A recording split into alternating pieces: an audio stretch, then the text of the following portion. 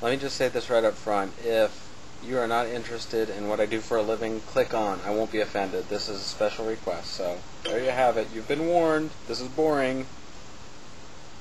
Okay, it's me again. I don't usually make 2 videos in one day, not recently at least.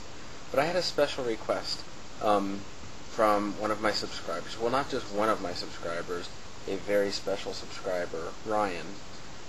His username is slider9012.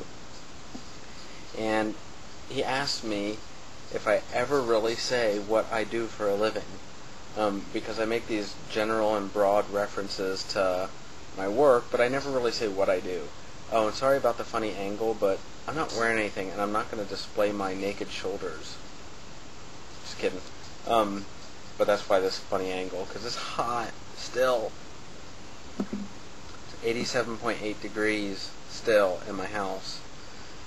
So anyway, what do I do for a living? Well, I work for a company, and I'm never going to say the company name because I think that would just be a bad idea. It's a company that anyone watching this video, no matter where you are in the world, you would recognize the company. So it's very, very large. I work for a subsidiary of the not a subsidiary. I work for a sub-organization within the company that's based here in my town. And so even though it's a global organization, I work for a small sector of the company here in my town. And basically what I do, and by the way, this company just bought my company back in the beginning of 2005, so I haven't really worked for this big company for very long. I just carried my employment status and all of that when we were acquired. So, all of that to say, my current role, I've done lots of different things, but let me start by saying what the company does. We provide back office and call center administration for insurance and annuity companies. Primarily life insurance, some health insurance, some retirement plans, different annuities and variable products, stuff like that. So what that means when I say we provide back office support, we're an outsourcing company. And that just means that when organizations outside of my company, big companies, are looking to save cost, they come to us, or what they do what's called a request for a proposal. And lots of companies like mine will send in a proposal to say, hey, we'll do all that work for you that you don't want to do. We'll take your phone calls, we'll process beneficiary changes, we'll do whatever it is that needs to be done with this block of business. We'll do it for you, and we'll do it for you better, faster, and cheaper than you can do it for yourself. And that's sort of our motto.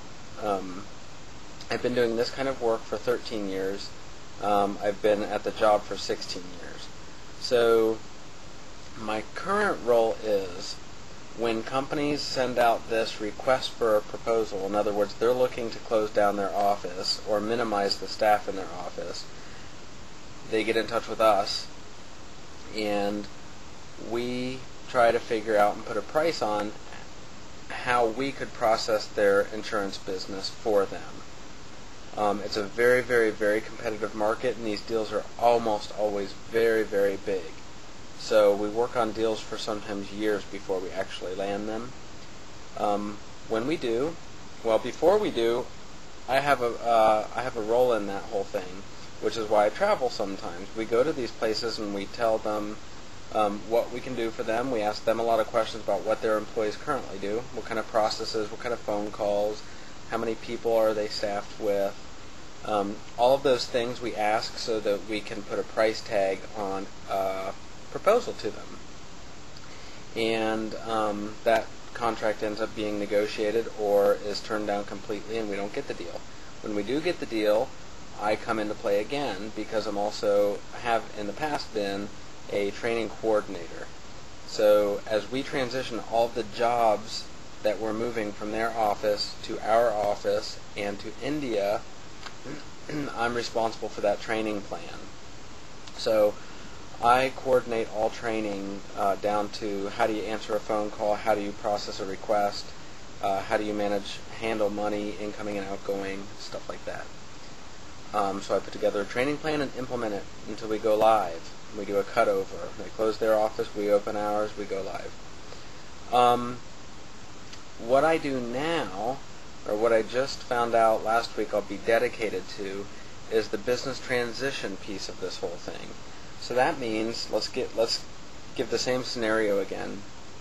If a company comes to us and wants to engage us for processing their business so that they can reduce staff, reduce costs, give their business to us to process, including sometimes their call centers, I work in a transition role where my job is to learn as much as I can about that business and work on all of the logistics, the operational readiness things that are required to physically and in all senses move a business, sometimes consisting of 100 employees, shutting that down and moving it to where we operate, and also to where we operate in India, which is another subsidiary of the company I work for.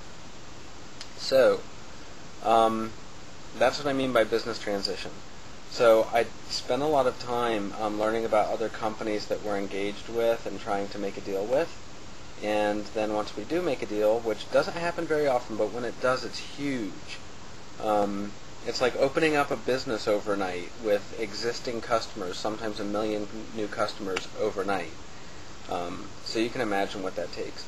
So my job is to make sure that from an operations standpoint, we're prepared to bring on that business. The training is complete, that all of the technical infrastructure isn't really my job, but operational infrastructure, making sure that we have a service center and a call center set up, making sure all of those things, banking, because we receive money and mail money out, making sure that all of those things are set up, making sure the procedures are documented and approved, all of those things, all the way from the bare due diligence and business requirements all the way down to implementation.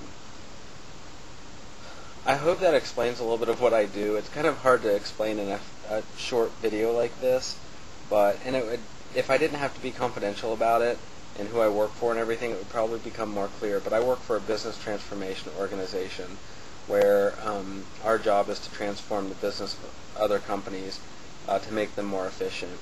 And often the way that we recommend doing that is by letting my company process their business for them. So, does that make sense, Ryan and the rest of you? I hope so. Y'all take care. Bye.